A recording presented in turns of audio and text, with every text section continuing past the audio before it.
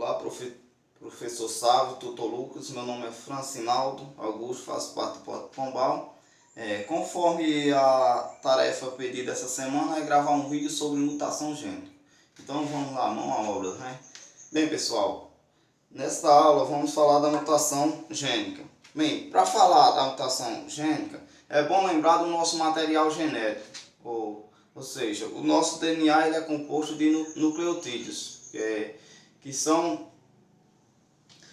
apresentam bases nitrogenadas ligadas entre si, como adenina com a timina, citosina com guanina, ligadas de maneira específica.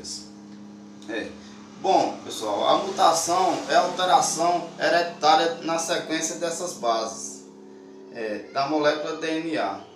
Outro ponto pode ressaltar que a mutação pode acontecer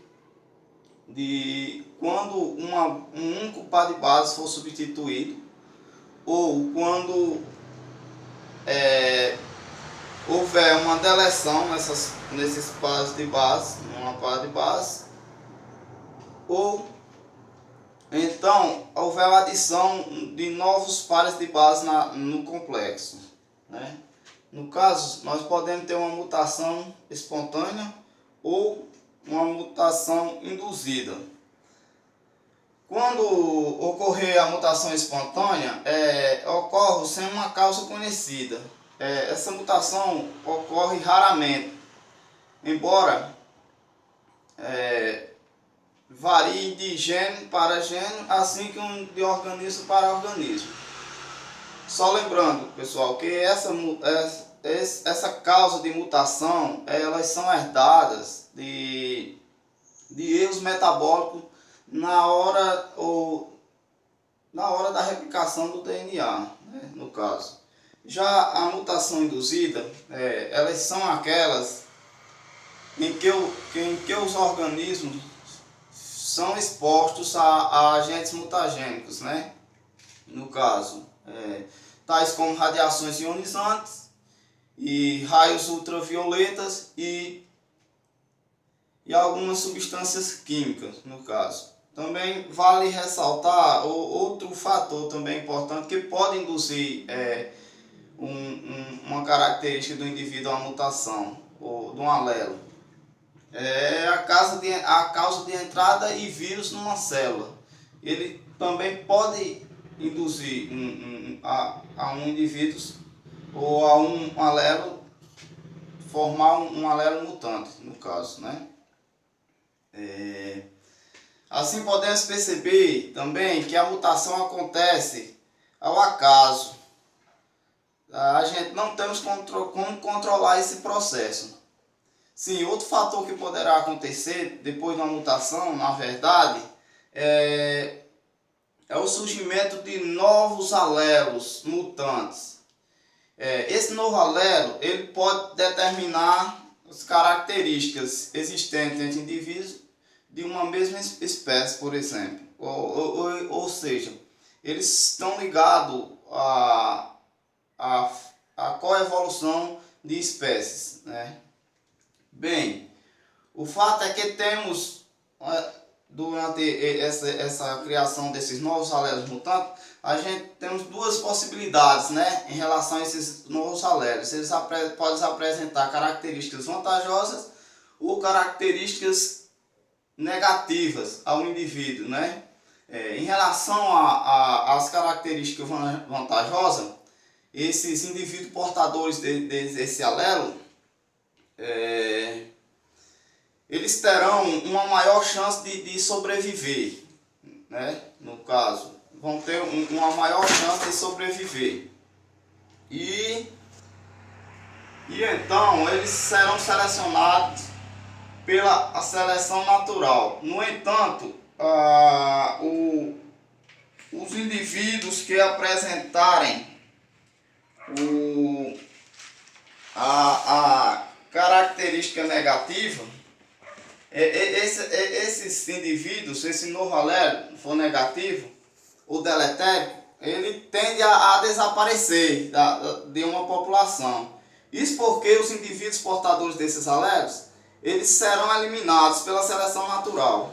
Sim, pessoal. E Outro fator que deve ser colocado em pauta é que na característica vantajosa, o indivíduo, por ser selecionado pela seleção natural, esse novo indivíduo repassará uma característica favorável para seus descendentes, né? Ou seja, eles são capazes de permanecer na população e repassar novos alelos ou novas características a seus novos descendentes. Outro fator importante que deverá ser elencado também é a mutação. Ela acontece a acaso e é um processo muito raro. Isso se dá porque também o DNA tem um processo de reparação, né? No caso, é um sistema de reparação, é um sistema muito complexo através de um processo multienzimático, no caso. Principalmente eles controlam esse processo de mutação negativa. Ele tem uma autocorreção desse processo, vai enfocado para as mutações negativas. Para você ter uma ideia, uma mutação, uma simples mutação ou uma troca de base, ele pode acarretar danos sérios ao indivíduo, assim como também, se voltarmos para pensar, uma simples mudança nesse complexo, ela pode acarretar danos sérios e irreversíveis ao indivíduo. No caso aqui, pessoal, eu vou citar fazer tipo uma demonstração no enfoque da doença da anemia falciforme, né, no indivíduo. O que é que acontece? No sexto código, né, aqui eu vou ter uma sequência de código GA. Essa sequência aqui, ela vai codificar o ácido glutâmico, né? No genes da hemoglobina. Ela vai aí, pessoal, esse código ele vai codificar na cadeia peptídica o ácido glutâmico. No entanto, como você pode perceber,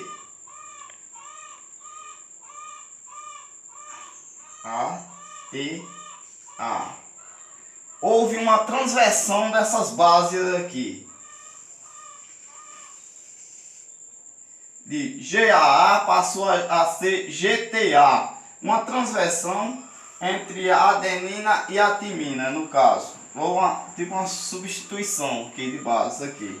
Então, esse novo aminoácido ele vai codificar na cadeia peptídica a valina, levando em conta isso,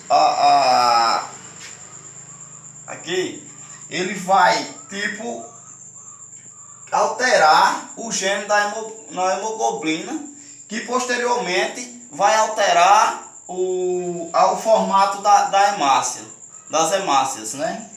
Então aqui com a alteração dessa proteína, a hemácia que terá o formato circular e bicôncavo passará a ter o formato em tipo de foice.